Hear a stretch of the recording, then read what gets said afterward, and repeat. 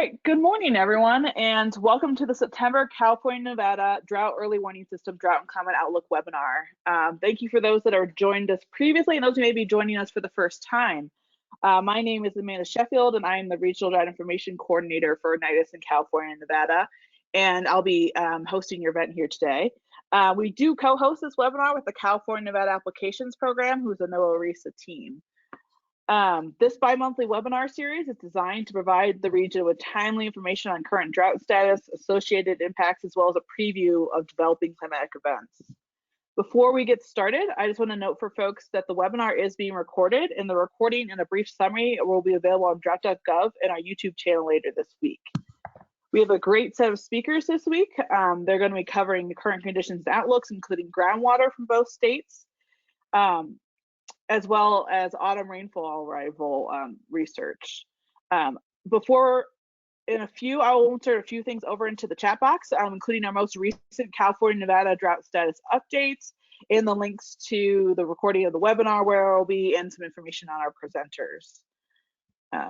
Just real quick before we get started, for those that don't know about NIDIS as much, our mission is to improve the nation's capacity to proactively manage drought-related risks by providing those affected with the best available information and resources to assess for this potential for drought.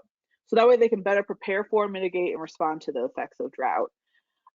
We fulfill this mandate by building a national drought early warning system, or DEWS, and we do this with regional partners and stakeholders sharing information, particularly around the areas of improving drought prediction and forecasting, supporting drought planning and preparedness, strengthening drought collaboration, and supporting drought impacts assessment, as well as hosting the U.S. drought portal, drought.gov. As I mentioned, we have these regional drought early warning systems, including California and Nevada. And with those, we have worked together with our partner networks to make sure this information is readily available, easily understandable, and usable for decision makers, so we can better monitor, forecast, plan for, and cope with the impacts of drought.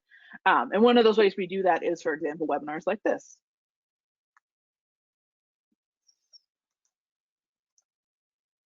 One thing I just want to briefly mention, I think many of you know we recently released new drought.gov at the beginning of the year, and we're constantly adding new features to that. And one that I'll add a link into the chat here after this is a story on new interactive maps on drought.gov. So now you have new map customization options where you can use download information, zoom into your geographic region, at state county lines, etc.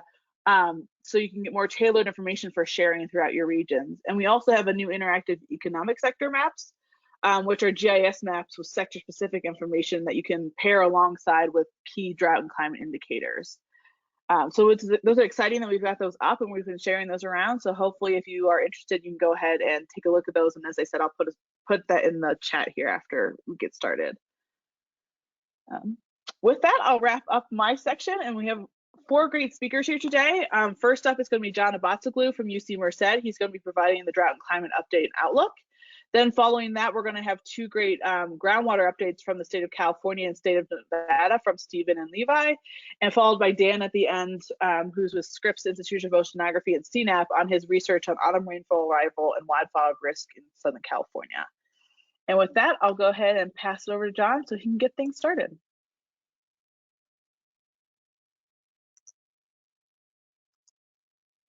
Schedule our Thursday meetings, depending on what shows up on the agenda and what people, since it's your week. John, you there? I am here. Okay. So thanks, Amanda, for the chance to kick things off. I'm here to tell you just how hot and dry things have been. And the reality is they've been so hot and dry that we've actually had to remake the axes on a number of the plots that I'll be showing you here today.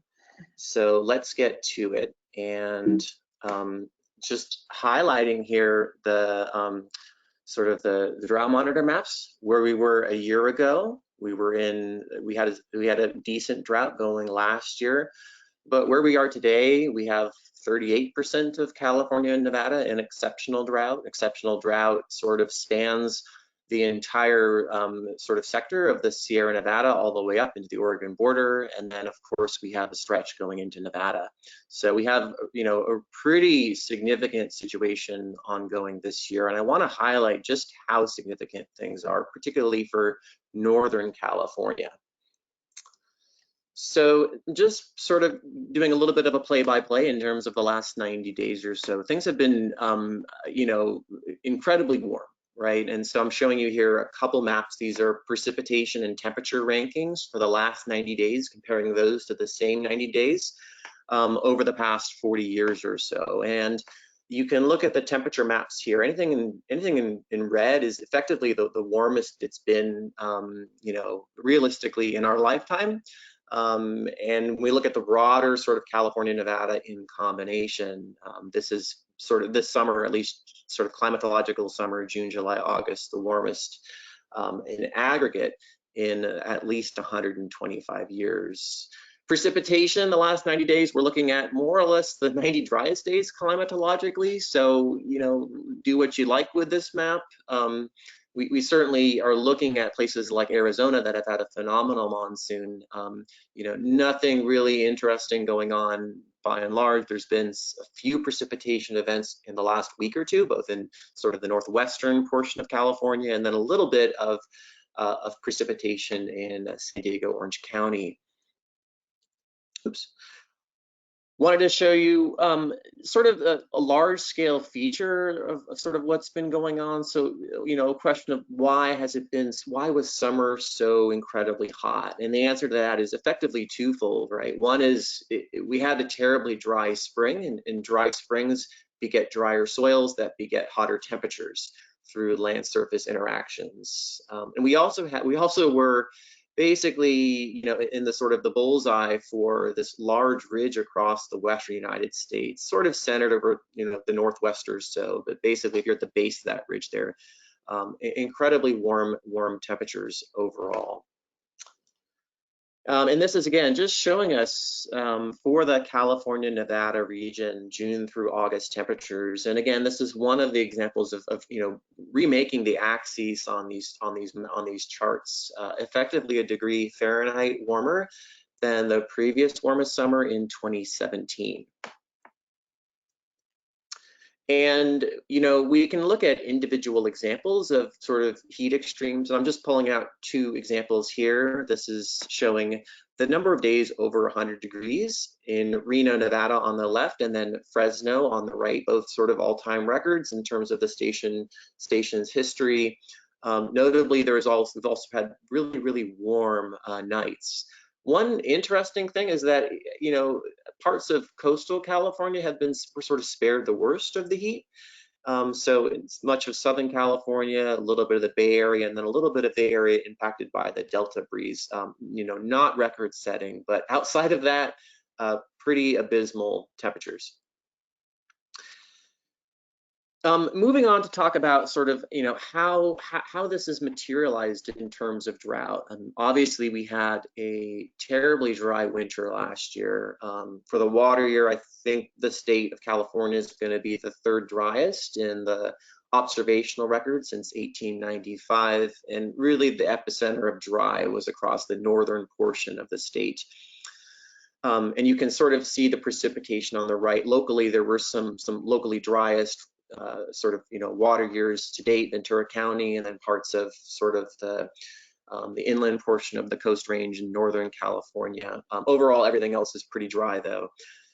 You know, probably even more impressive, though, is the map on the left. This is showing us the rankings of the evaporative demand, right? The reference evaporation for the water year, and all of that area there in dark brown is representing the highest, you know, the years and the highest evaporative demand that we've seen in at least the last 40 years. And that's sort of, if you map that onto the precipitation deficits, it's not much of a surprise to see just how significant things are, particularly for Northern California. And I wanted to show you one drought indicator, another sort of, you know, you can look at the figure on the left here, the Palmer Drought Severity Index, sort of representative of normalized soil moisture. And this is another example of basically redoing the axes of the time series, because for the upper Sacramento Basin, at least, that's incredibly low, record low for August. And on the left-hand side, this is just showing where the August Palmer Drought Severity Index ranks relative to the past 125 years or so. And that red there that you see basically across the span of the Sierra and then much of Northern California. That's the single worst Palmer Drought Severity Index that we've seen in this instrumental record. So breaking, even worse than the 2012 to 2015 drought for those areas. Not as bad if you notice in the San Joaquin Valley. That's sort of where the epicenter of the 2012-2015 drought was.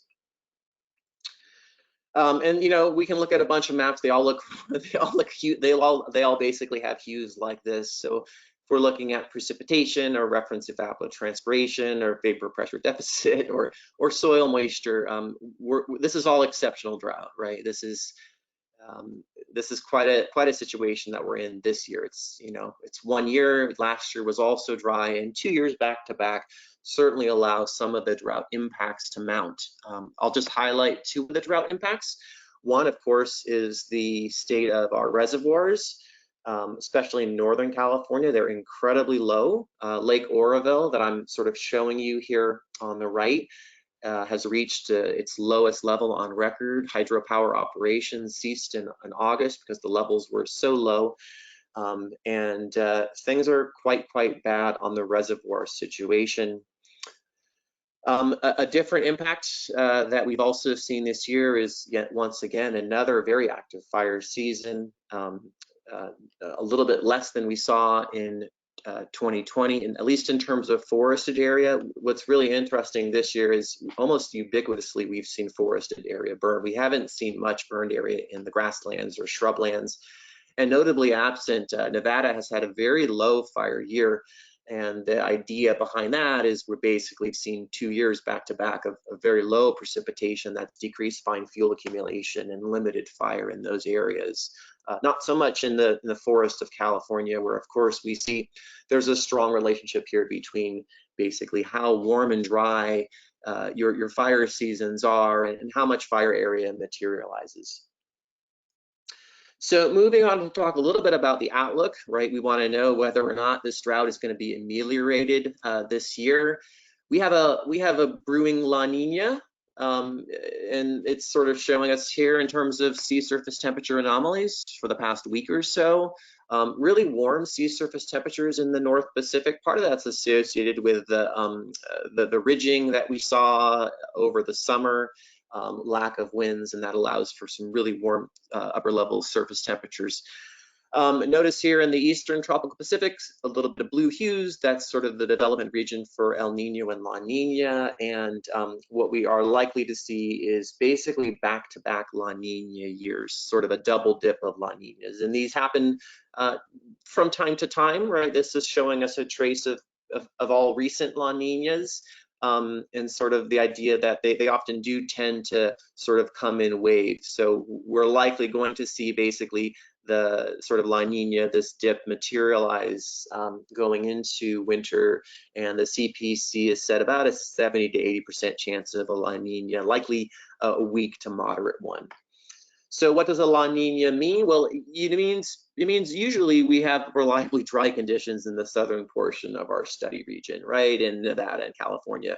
La Niña usually translates into dry years, right? Those sort of years in the bottom right quadrant here, almost all dry. Yeah, there's an outlier here, similarly in southern Nevada. In Northern California, of course, it's much more of a coin flip, right? So you can look at this figure here, and this is just showing us historical data, and there's a slight tendency for La Niña years to be dry, but it's not something that you'd want to go to the bank with. This is a very weak relationship.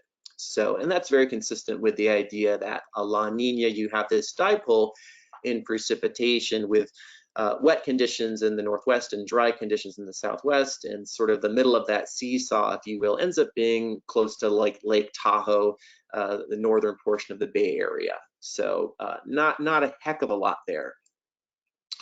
I want to end here by just showing you a couple of the forecasts for this winter, December, January, February. So on the left, this is from the North American Multi-Model Ensemble. It's a collection of climate forecasts that are run every month, and this is the aggregate. This is sort of the combination of the two. Focus here on the left, this is precipitation anomalies for December, January, February, and you can see that sort of canonical dipole, right? Wet in the northwest, dry in the southwest. California more or less is sort of in the, you know, the orange here, the drier than normal, but that's not super strong.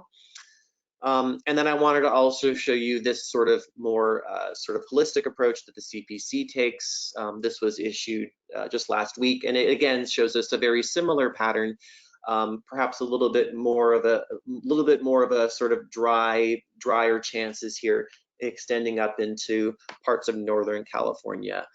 But you know, we're going to hope that we can bust this forecast. So we're going to hope that some atmospheric rivers come through, because they really did not materialize this year. So just to conclude here, right, we're in the midst of a historical drought, at least in terms of some of the indicators for single years. We had record heat this summer across most of the California, Nevada region, and we have a likely La Niña on the horizon that suggests a dry winter in the southern portion of the region. So with that, I'll pass it back to Amanda. Thanks, John. I forgot to mention for folks, if you have questions, please enter them in the questions box, and we'll get to most of them at the end of the webinar. And then with that, I'll pass it over to our next speaker, Stephen Springborn, who's with the California Department of Water Resources. There we go.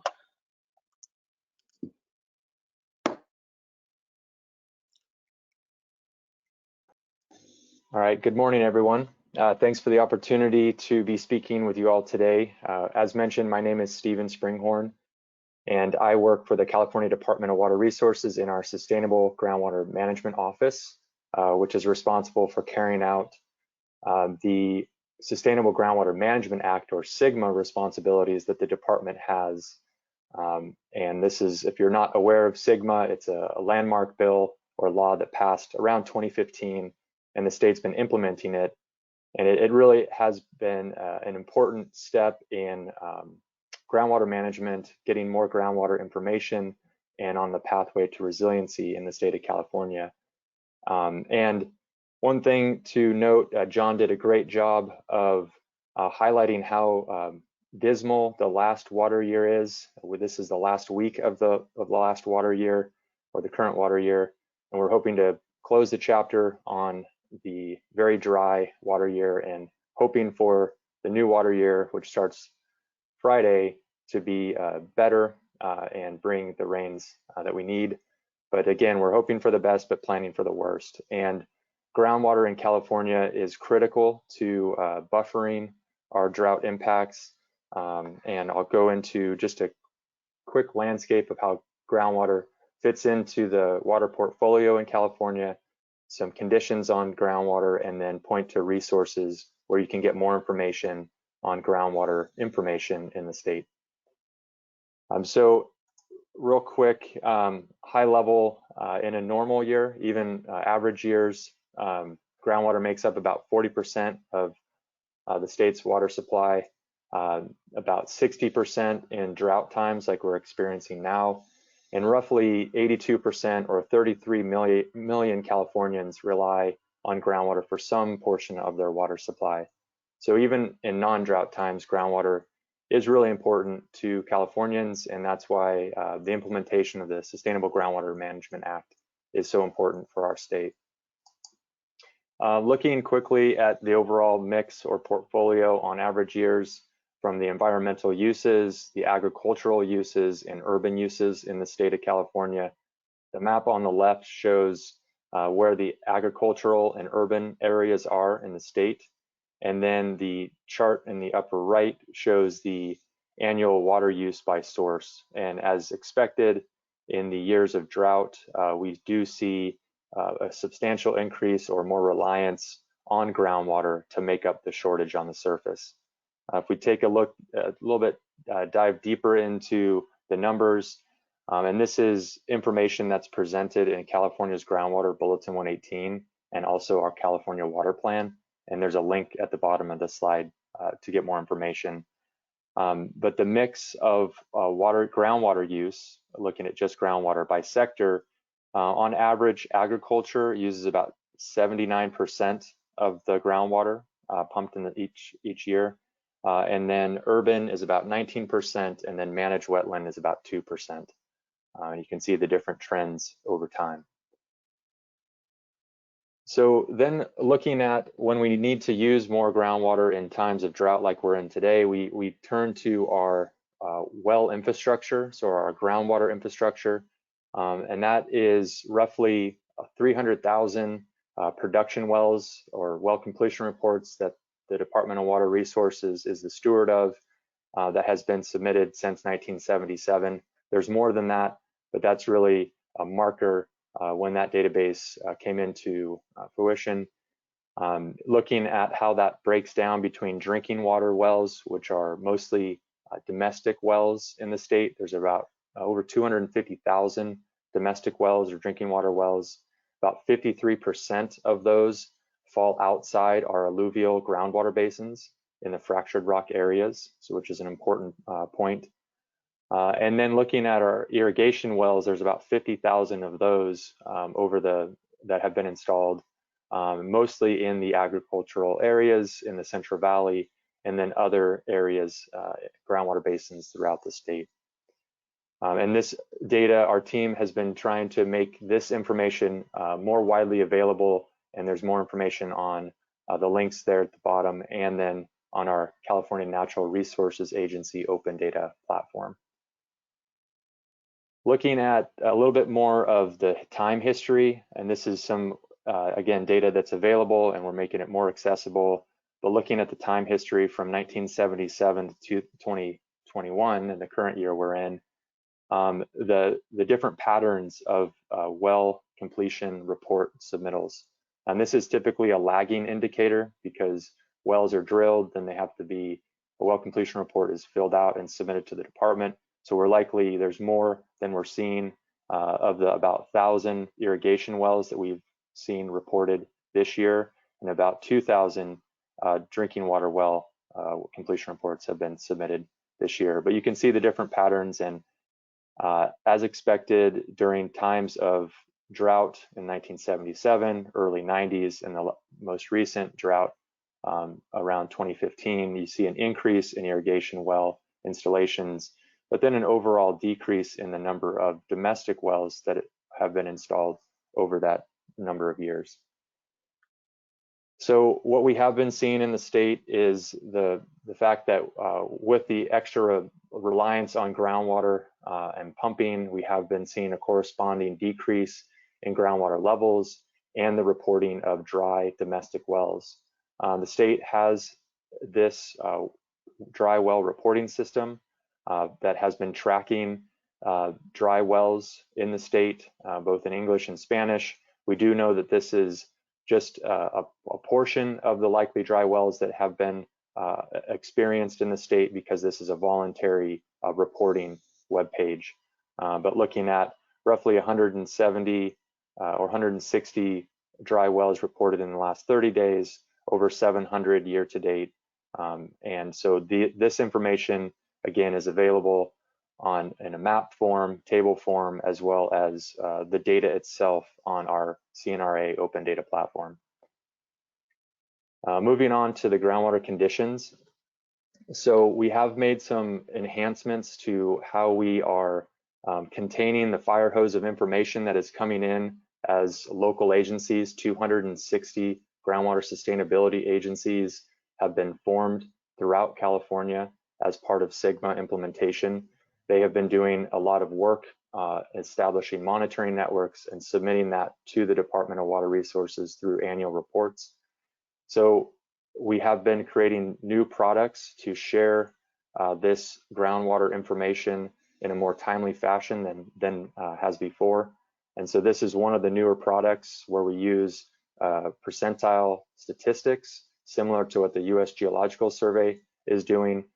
So we can see there's about 3,200 monitoring wells that have over a 10-year period of record where we can run these statistics, and we see which wells are above normal, which is about 7% of the monitoring network are above normal, about 26% are in the normal percentile, and 64% are below normal. And the red dots are wells at the historical lows ever recorded at that particular site compared to the period of record at that site. These services are available to be an API to be connected to. And again, these are automated now. So as we get more information flowing into our data systems, this information is updated automatically. Another thing that our team has been working on is looking at longer term trends, both 1, 3, 5, 10, and 20-year trends in comparing measurements in the spring and fall compared to those measurements at those time steps in the past. So what is shown on the screen here is a 20-year look at trends in groundwater levels across the state.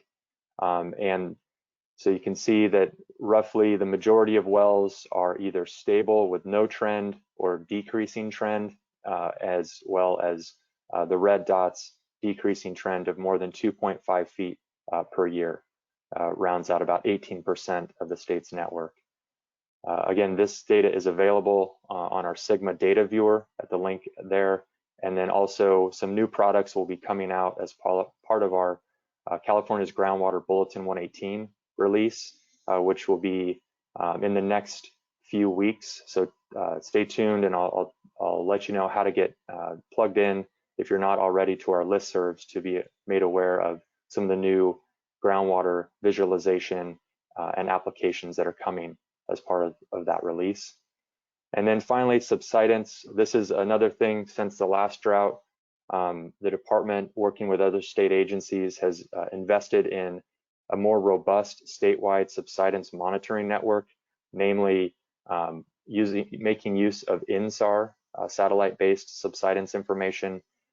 We have all of the blue-ish areas are where we have, it's about 145 groundwater basins in the state, where we have INSAR data from June 2015 to October 2020. And then you can see from the time series chart there, we have monthly time steps of what each pixel that you click on the map, you can see a time history of that data.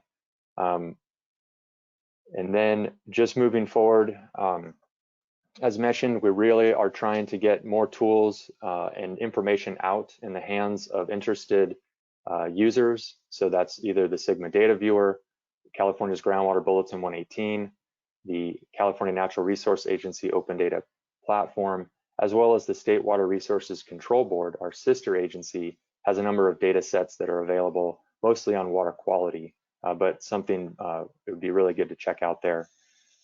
There have been a number of drought actions that Governor Newsom has put in place through a number of drought executive orders, enhancing and maintaining that dry well reporting system, as mentioned previously, to make sure that we have a repository of what is being reported, and then connecting those dry domestic well owners with assistance where it's available, whether it's the Department of Water Resources or the State Water Resources Control Board, or local assistance opportunities. Another thing, as mentioned, we will continue to enhance our subsidence data collection and reporting. So we're going to, and we're successful in getting additional funding this budget cycle to go from annual reporting of that INSAR data to quarterly reporting. So our next tranche of subsidence data, we're hoping to get out in the end of this calendar year, early next calendar year, to get more information out on how subsidence is, or where subsidence is occurring in the state with the increased pumping. And then finally, additional funding has been put down for enhancing our groundwater monitoring and reporting efforts to feed more information in to these systems that I showed, so we have a better picture of groundwater conditions moving forward. These programs are really central. These monitoring programs and groundwater conditions are central to continued implementation of the Sustainable Groundwater Management Act, as well as the Safe and Affordable Funding for Equity and Resilience, or the SAFER program out of the State Water Resource Control Board. Those are two big programs that are generators of a lot of groundwater information, and will continue for the foreseeable future. And so those are important, and that's where a lot of the information is flowing in from local agencies, reporting and submitting, or collecting and reporting that data, as well as the state doing some monitoring as well. And then the funding that underpins a lot of this work, there's been about close to $200 million put out for SGMA-related grants through different propositions, as well as the new budget has had a significant investment in groundwater-related funding for projects, management, and monitoring efforts that are all going out from different state agencies like the Department of Water Resource, the State Board, California Food and Ag, and others to continue our march towards getting better information on groundwater feeding into management. So if you're interested in what was shown today or have additional questions that aren't answered today, please feel free to reach out to that calgw@water.ca.gov. And with that, I'll pass it on to the next presenter. Thank you.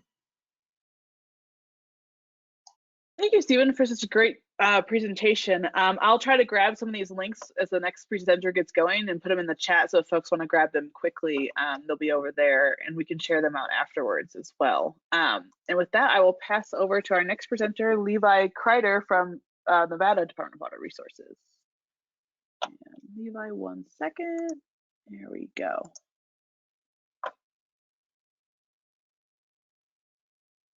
Okay, good morning, everyone. As Amanda said, my name is Levi Kreider, and I'm presenting the 2021 Nevada Groundwater Status Update on behalf of the Nevada Division of Water Resources.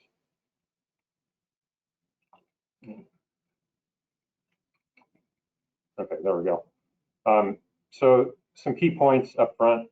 The Nevada State Engineer is responsible for the administration of Nevada's groundwater.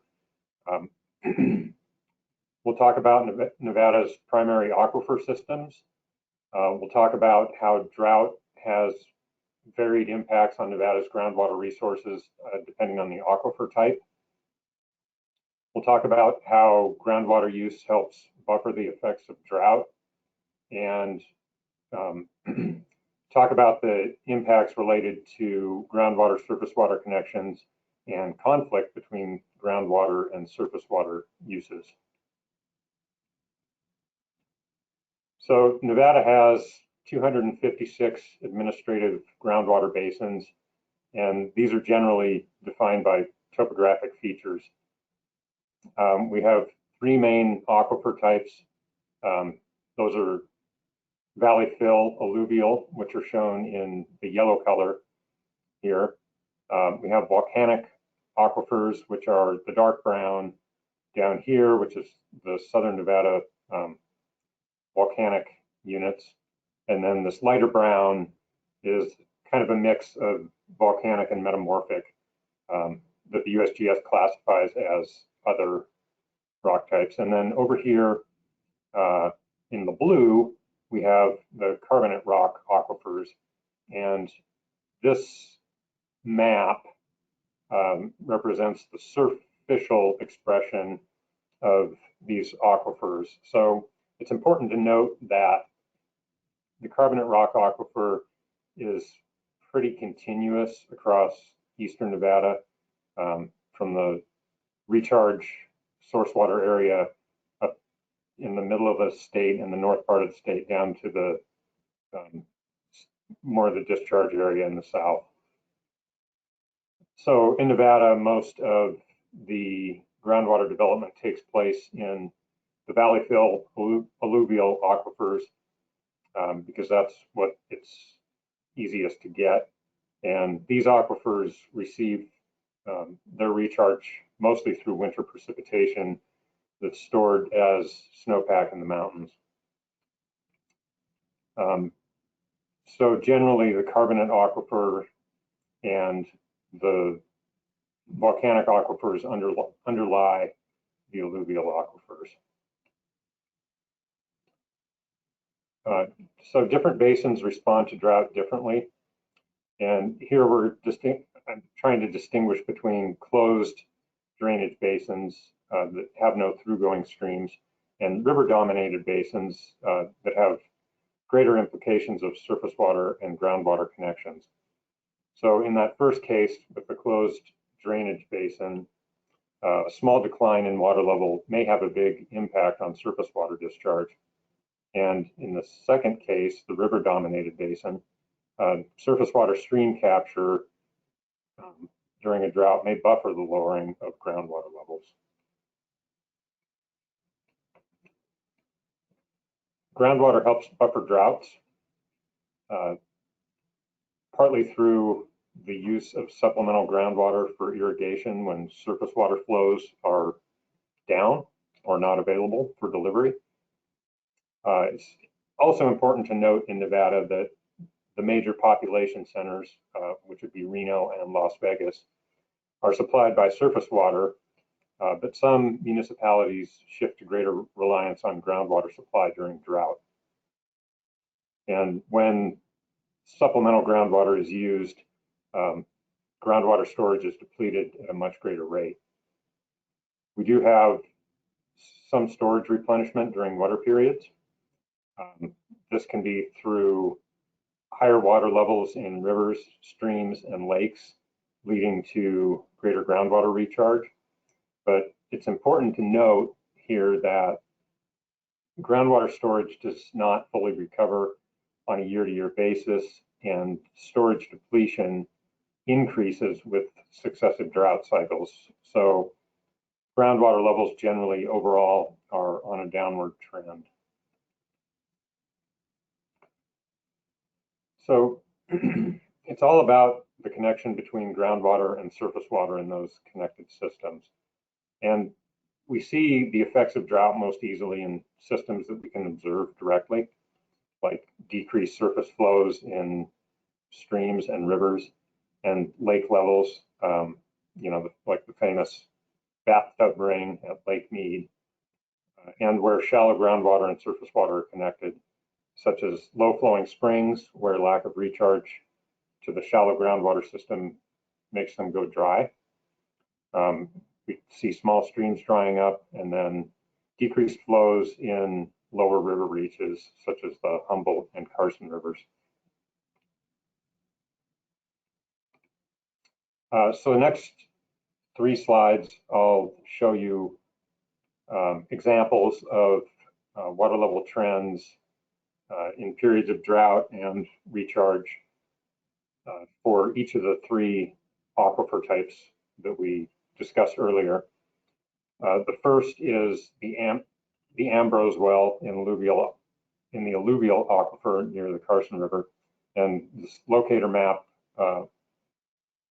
over on the right shows where the well is located. And I think this hydrograph is pretty cool because it shows such a strong response to the 2017 wet year in here, which is about a 6 to 7 foot increase, and then decline due to drought starting in about 2020 over here. The next one is this Gem Hunter well in the volcanic rock aquifer near Virginia City. Volcanic rock aquifers have much smaller storage capability and are susceptible to larger water level variations. So you can see this well has declined nearly 50 feet since the recharge peak in 2019. And it must be a pretty significant precipitation year for recharge to occur, but recharge recovery is often substantial. This well's water level increased by about 30 feet after the 2019 precipitation year, and that's this increase here. The last one is the South Steptoe MX well in the Carbonate Rock Aquifer over in eastern Nevada. And as I mentioned earlier, this is the source water area or the recharge zone for the Carbonate Aquifer.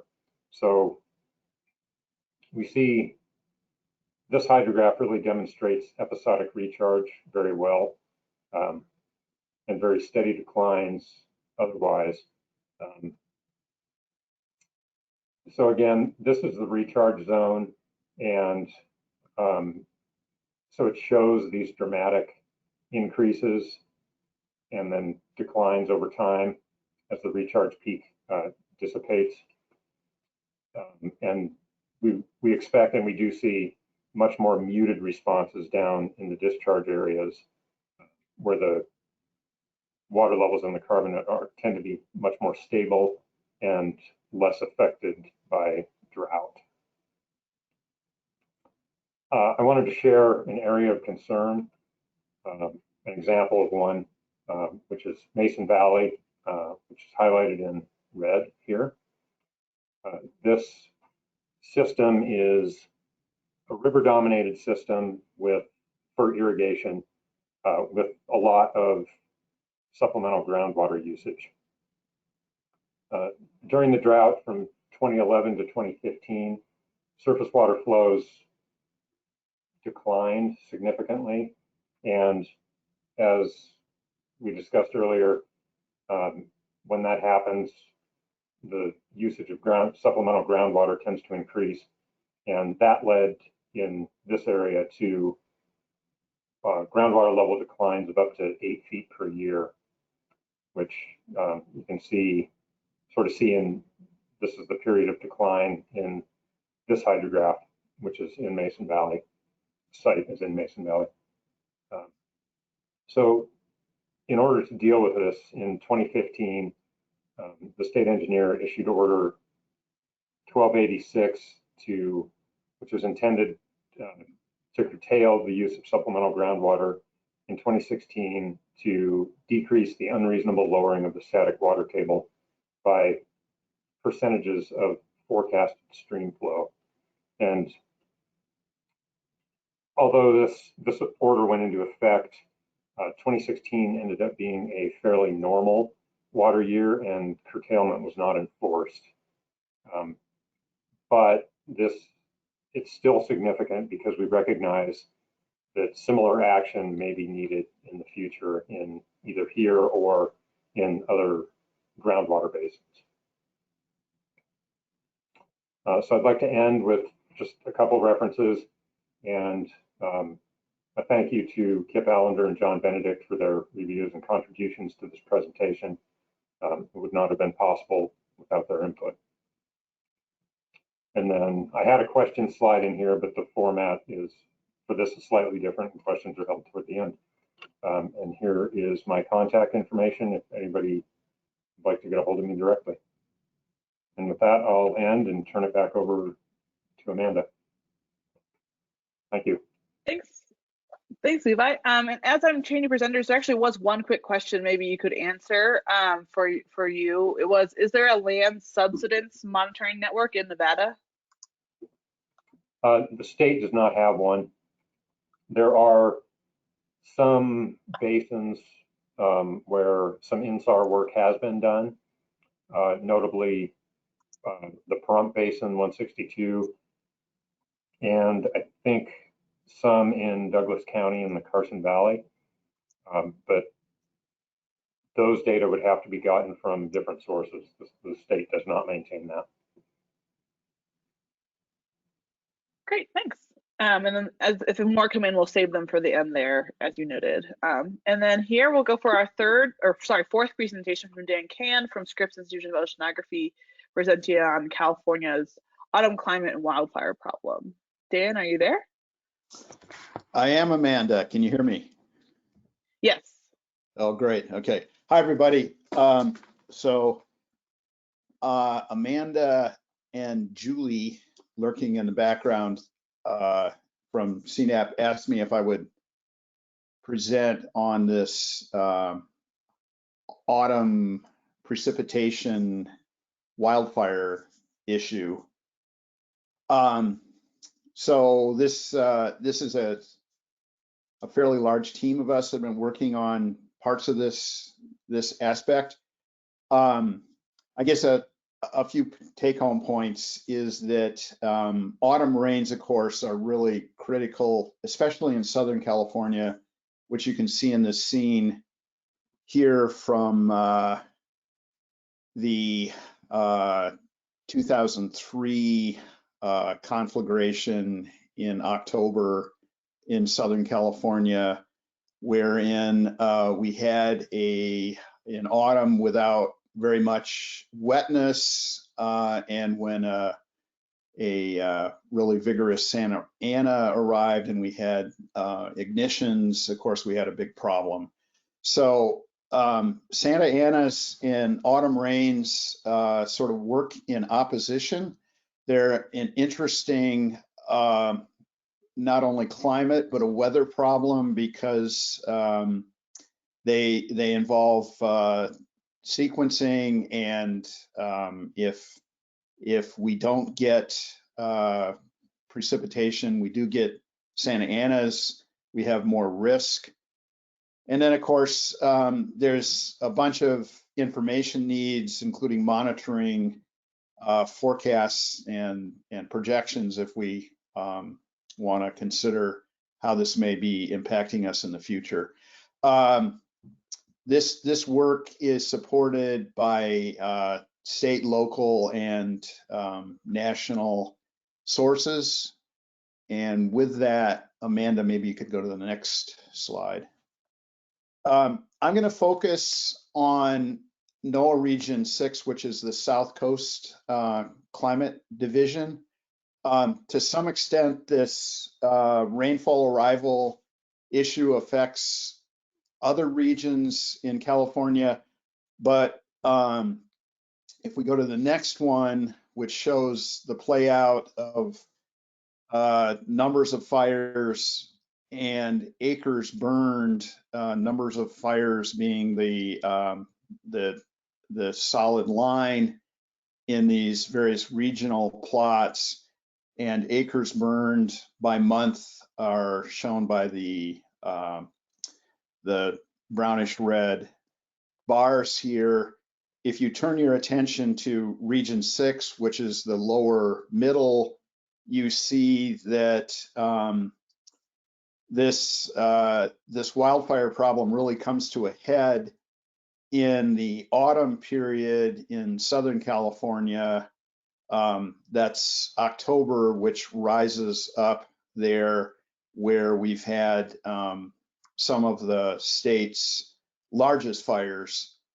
And this represents a record that extends from 1948 through 2018. Of course, there's been a lot of action since 2018, but at least in form, this is pretty true to what's probably can be expected going forward, where a lot of the other areas in California are more of a summer-centric wildfire apex, but in some of the coastal and chaparral regions, John had laid out a real nice presentation about this summer being more of a forested area issue. In this case, in the South Coast, of course, that's it's kind of a mixed landscape, and there's lots of shrubby vegetation that's been involved, as well as a lot of human settlement. Let's go to the next one, Amanda. So here represents a time series of the first arrival of autumn precipitation, where our clock begins September 1st. And in this case, we've selected 1/3 of an inch area averaged over Region 6 as a threshold. So what we notice here is that on average, or in a median, which is the thin line there, that actually occurs on November 10, that's historically when 50% of our onsets have occurred before and 50% have occurred after that date, but there's considerable variability in the arrival. Some years we get extraordinarily early arrivals with fairly substantial rainfall, such as in 1963. There you can see probably the earliest arrival on record, and then other years such as, for example, in 2017, we actually bled into the new year before we really had a substantial rainfall there, which that, by the way, was the year of the famous Thomas Fire, which was a really tragic fire case in Southern California. So in any case, it from year to year, we can expect about a month earlier or later than this median, as of course weather events appear in the autumn season. So let's go to the next one and look at some of the implications. So what we've done here is we've looked at the number of fires, which is shown by the vertical axis, and on the horizontal axis we have arrayed in bins the acres burned by fires that have occurred on the left before that onset date of 1/3 of an inch. And so this is the compilation of every fire in this record from the state FRAP fire resource through 2018, courtesy of John Keeley and Alex Sifford. And on the right are the number of fires and acres burned arrayed in the same way for the period after the first 1/3 of an inch onset occurrence. And turns out that there's something in the neighborhood of 10 times the acres burned on the left, that is in the period before, as on the right, period after. And the other thing that, couple of other things that should be mentioned here is the really strong impact of just a few very large fires. Those are the ones in the higher bins. The bins, by the way, are in log 10 units, so hundreds of thousands of acres burned on the farthest right bin there. And what you'll notice is that that farthest right bin is actually absent in the after onset fires compared to before. The other thing that's present here, shaded in the darker colors, are the numbers, are the fires and numbers that coincide with Santa Ana events, that is, these dry interior wind events that occur in autumn and winter. And essentially all of the very largest fires are wind driven and associated with Santa Ana's. And interestingly, the fires that occur after onset are very heavily dominated by Santa Ana conditions. So one can interpret this with an explanation that after the landscape is wetted down by this fire, it really takes a very strong weather event, dry, strong wind event, in order to cause substantial fires and fire spread. But pretty clearly, the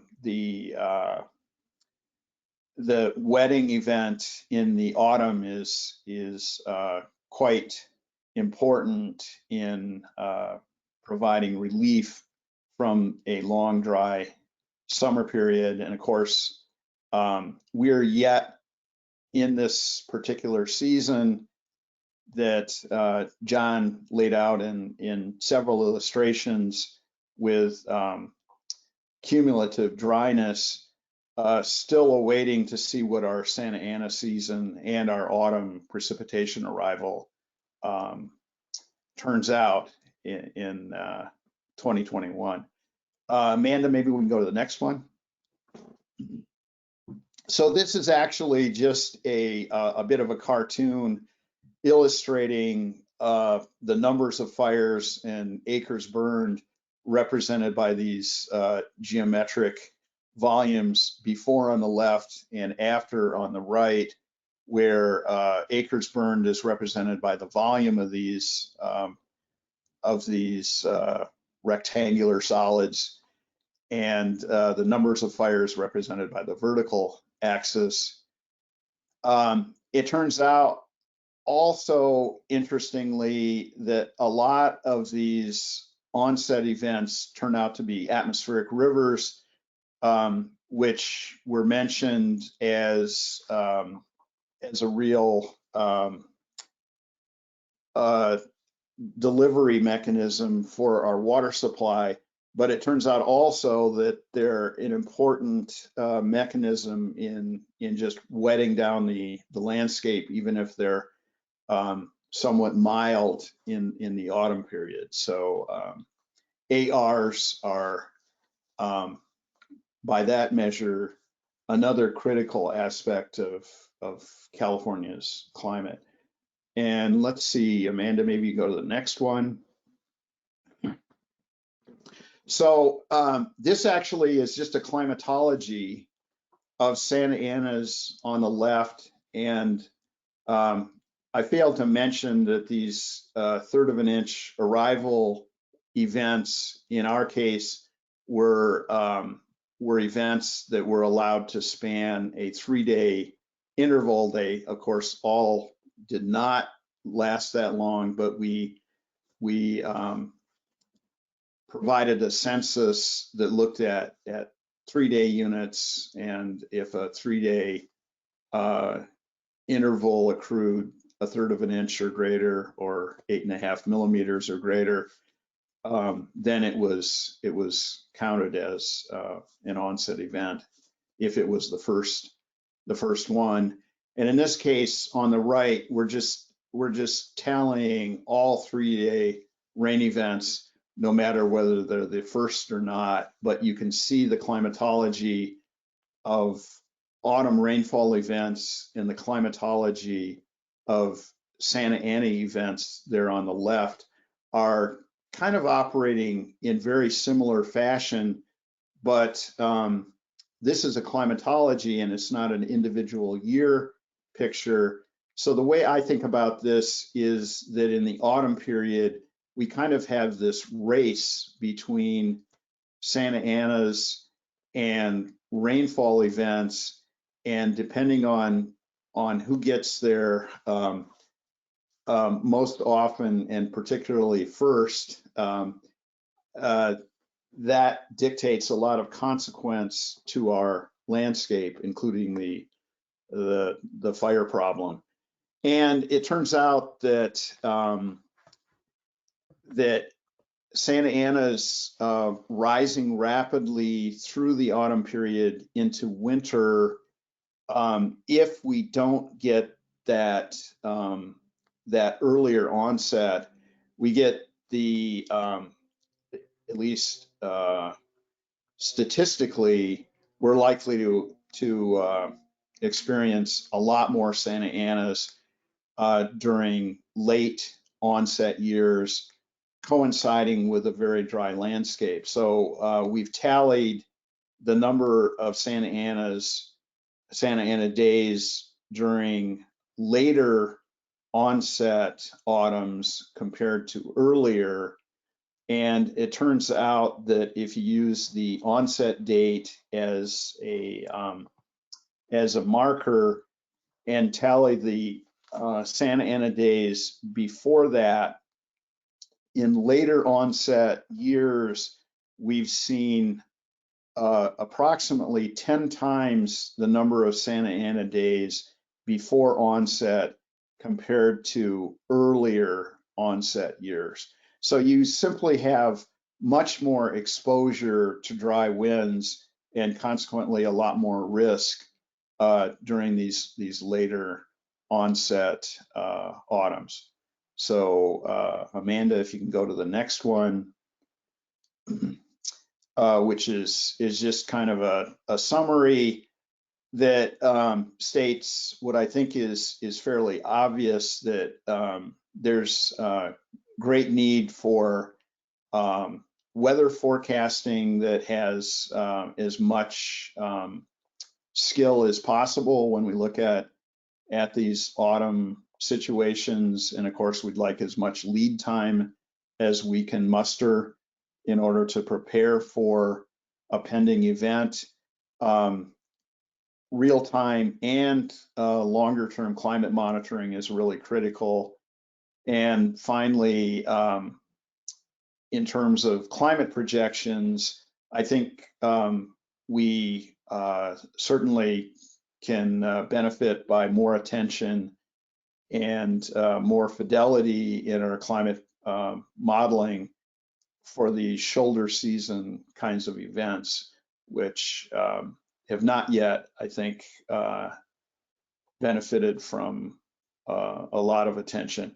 I will note that there's been a series of papers that have talked about the decline of autumn precipitation in California, and they have called to attention the tendency for climate projections to have expressions of diminished autumn precipitation, actually both autumn and spring in California.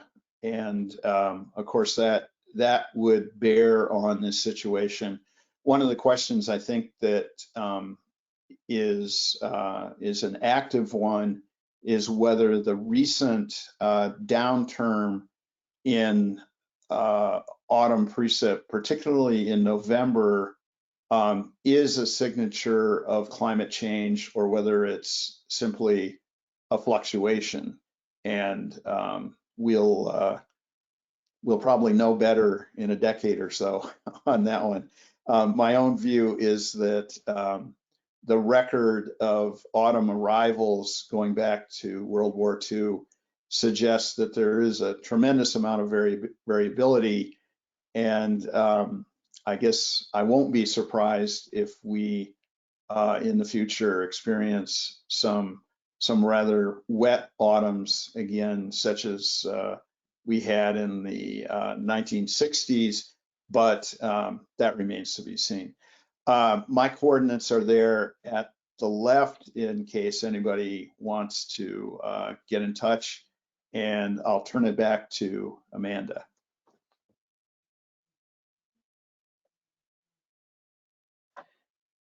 Thanks, Dan. At this time, we're a little bit over time, so there might be only time for a few questions here if speakers can stay on or not. But otherwise, we'll follow up with some of these questions afterwards through emails and things like that. But before I do that, I just want to quickly mention that our next webinar is scheduled for Monday, November 22nd.